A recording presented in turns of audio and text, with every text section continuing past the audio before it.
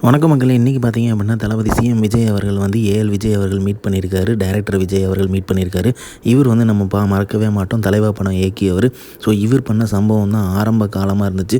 தளபதியோட அரசியலுக்கு ஆரம்பத்தோட புள்ளியாகவே அமைஞ்சதுன்னு சொல்லணும். ஏன்னா அந்த அளவுக்கு வந்து காரசாரமாக பேசப்பட்டது தளபதியோட தலைவா படம் தான். ஸோ தலைவா படத்தில் ஏற்பட்ட இன்னல்கள் எவ்வளோ அப்படிங்கிறது நமக்கு நல்லாவே தெரியும். எவ்வளோ ப்ராப்ளம்ஸ் ஃபேஸ் பண்ணோம் அப்படிங்கிறதுமே ஒவ்வொரு தளபதியன்ஸுக்குமே ஞாபகம் இருக்கும். ஸோ அதுக்கு முக்கியமான காரணம் வந்து டைம் டு லீட் அப்படின்னு போட்ட டேக்லைன் தான்.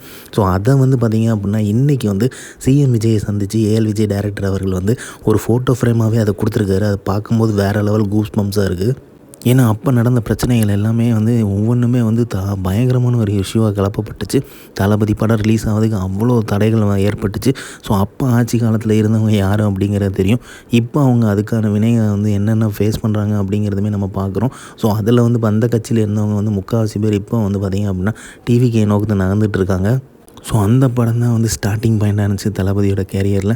ஸோ வேறு லெவல் சம்பவம் பண்ண படம் எவ்வளோ நாள் கழித்து லேட்டாக ரிலீஸ் ஆச்சு அப்படிங்கிறது தமிழ்நாட்டில் தெரியும். ஸோ அதற்குமே வந்து எப்படி ஒரு வரவேற்பு இருந்துச்சு அப்படிங்கிறதுமே தெரியும். ஸோ அதே தான் ஜனநாயகன் படத்துக்குமே வந்து அது வந்து ரிலீஸ் ஆக தடுக்கப்பட்டது. பட் ஆனால் வந்து இப்போ ரிலீஸ் ஆக போகுது. அதுக்குள்ளே பார்த்திங்கன்னா தளபதி ஒரு சம்பவமே பண்ணிட்டார்.